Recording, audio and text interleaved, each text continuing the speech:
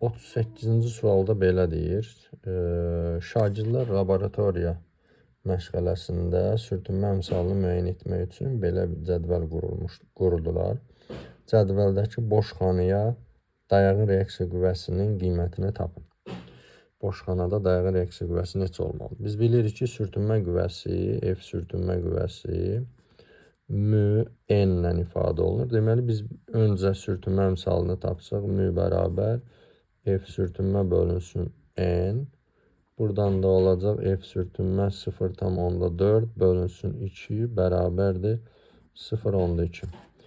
Deməli, sürtünmə əmsalı sabitdir. Təbii ki, 0,2 olmalıdır. Biz boş xana üçün deməli, dayağı reaksiya qüvvəsini yazsaq, n bərabərdir F bölünsün mü.